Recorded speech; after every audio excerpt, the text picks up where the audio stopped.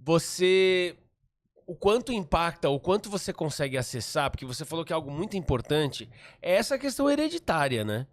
O avô que pagava tudo, o outro vinha, o libanês, que é da cultura.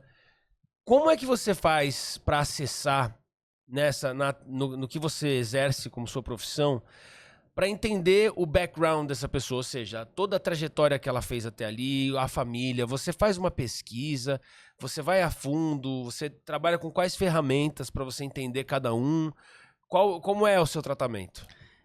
Na parte que a gente vai buscar a percepção de vida dessa pessoa, é realmente uma conversa sobre a infância. E a gente vai criando associação. Por quê? Porque a gente constrói a nossa própria interpretação da realidade. Então, assim, quando você pega os evangelhos, por exemplo, Mateus, Marcos, Lucas e João, são os 4 primeiros livros do Novo Testamento. São 4 livros escritos, cada um por um discípulo de Cristo, que é o intuito de falar de como foi a vida de Jesus. Você vai ver 4 formas distintas da mesma situação. Então, cada pessoa ela pinça partes da vida e ela conta pra ela mesma uma história sobre aquilo. Então, quando você tá conversando com a pessoa e ela tá te contando a história dela, você não olha pra história, você olha pra percepção que ela tá tendo. Porque a percepção que ela tá tendo da história vai mostrar o entendimento que ela tem do relacionamento. E aí você convida ela, através de perguntas, a olhar por outra perspectiva. A olhar... É como se você mudasse a lente.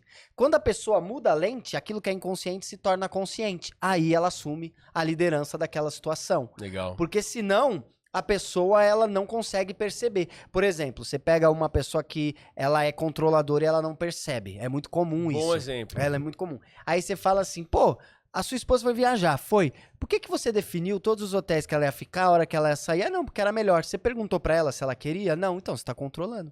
Aí você pega outro exemplo. Por que você, quando ela tá fora de casa, você fica mandando mensagem sem parar? Não, pra saber se ela tá bem. Não, você quer ter o controle pra saber onde ela tá, os passos dela. Então... você vai pensando, você escuta as histórias e você não olha para as histórias. Você olha para os padrões que tá por detrás. Porque eu não me intrometo na vida das pessoas. Vai ter gente que de certa forma vai dar certo. E o importante é ser feliz. Porque senão eu vou pegar a minha visão de mundo e vou dar para eles. Isso não pode fazer. Então o que acontece? Você convida a pessoa a ganhar flexibilidade. Porque o relacionamento, Raul, para ele dar certo, ele precisa de flexibilidade. Quanto mais enrijecido, pior é. Que nem você passar num buraco sem amortecedor. Dói.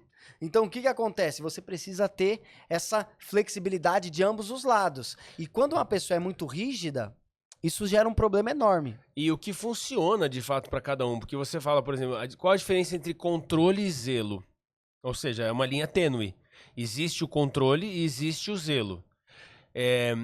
Quando aquilo incomoda... o outro fala assim, eu não vou então entrar, eu gostaria de entrar em contato para saber se está bem, mas se eu fizer isso, vai parecer que estou controlando. Meu intuito não é controlar. Então, meu instinto e vontade era na hora mandar mensagem. Só que como eu sei que isso pode incomodar, eu vou me segurar. Do outro lado, de repente essa pessoa ela se incomoda, então você está se segurando porque você não quer, não é controle, é zelo, legitimamente zelo. Eu quero saber se você está bem. Você coloca de repente como quero mandar mensagem toda hora, como controle. Fala assim, bom, então tá. Então eu faço exercício. Não mando. Não é controle, é zelo. Vou aprender então a não me preocupar. E você larga a mão. Aquilo vai se tornando também, mais e mais, uma distância emocional para quem zela. A diferença entre controle e zelo. Então, uma pessoa, ela consegue virar e falar assim, porra, eu não vou me preocupar tanto, eu vou aprender a tirar o pé dessa preocupação. E aí você entende que em fazer esse exercício, porque você não quer parecer estar controlando, você acaba se distanciando emocionalmente da pessoa. Porque você tem que colocar num lugar onde menos e menos importa. Porque se eu mantiver num lugar onde importa, mas eu não posso exercer a importância que eu gostaria, vai me fazer mal. Então, para me proteger, eu me importo menos e menos e menos e menos. Até um momento, e isso é muito comum, em que você começa, de repente, a não entrar mais em contato. Aí, do outro lado, a pessoa que entendia como controle, assim, você sumiu, você não me liga, você não manda mensagem? Fala assim, é que eu tinha entendido que eu mandar mensagem pra você, você entende como controle. Não, mas não é tanto. Então, peraí, então me fala, de que horas em horas e quantas eu posso? Porque eu não sei. Porque você tenta, ó, tá tudo bem? Você vai fazer aquilo de 3 em 3 horas. Não, eu quero de 4 horas e meia e 4 horas e meia. É complicado, né, isso também. Eu falo que assim, a gente sempre interpreta a relação a partir de todo o contexto. Uma pessoa que ela é controladora, ela não vai incomodar porque ela tá mandando uma mensagem num dia específico, num momento específico. Todos nós somos um pouquinho perfeccionista, todos nós somos um pouquinho A, um pouquinho B, um pouquinho C. O que vai determinar a saúde ou não é o enrijecimento. Uma pessoa que ela é controladora, de um nível adoecido, ela é uma pessoa que ela vai ficar muito em cima. Então, por exemplo, a pessoa controladora tá treinando junto, entendeu? Na academia. E aí separou, ela tá olhando pra onde você tá olhando. Sim, Depois claro. ela tá te questionando. Então, um relacionamento com uma pessoa que é extremamente controladora, ele é um relacionamento tóxico. Com certeza. Porque a pessoa, ela tá aplicando as inseguranças dela na realidade, Uhum. distorcendo. Sim. Agora, zelo, carinho, desde que o contexto seja saudável, não tem problema nenhum. Não, eu entendo, exatamente. Mas a questão que eu me refiro é quando o não controle se torna uma aparente não tô nem aí. Entende? Lembrei de algo muito importante. A gente ia até falar disso que você falou das coisas positivas e das diversões. O que acontece? Assim como a pressurização no avião é essencial para que haja um voo, né? Se despressurizar, você tem que interromper o voo. O que sustenta o relacionamento, a gente chama de sistemas positivos de afeto. Ou seja, o quanto esse casal se diverte, o quanto esse casal se alegra. Por quê? Porque amor, Raul, no cérebro falando, biologicamente, fisiologicamente falando, nada mais é do que micromomentos de conexão. Então, pra gente sentir amor, a gente precisa ter compartilhamento de momentos positivos. Uhum. E isso determina que eu olhe pra você por uma perspectiva positiva.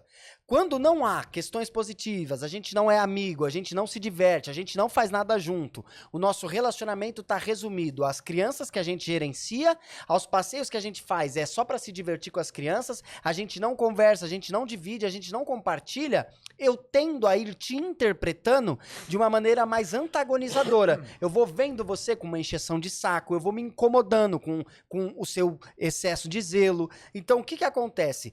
O que vai, isso é natural. Se você, por exemplo, uma pessoa tá sorrindo e você conhece aquela pessoa, você vai sorrir com ela.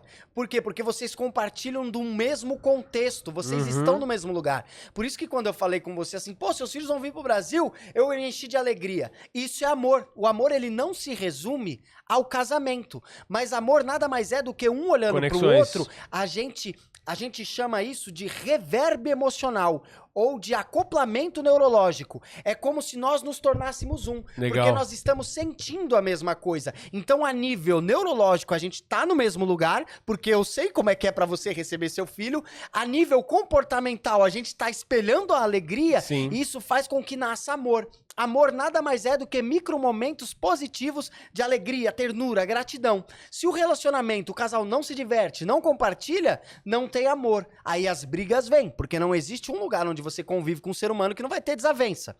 O que acontece? Eu começo a olhar numa perspectiva negativa. Por quê? Porque a gente não tem nada bom, não faz sentido. É verdade. Então, a amizade com desejo, com mistério, com celebração... Cumplicidade, parceria. Sem isso não tem voo. Perfeito. Ótimo.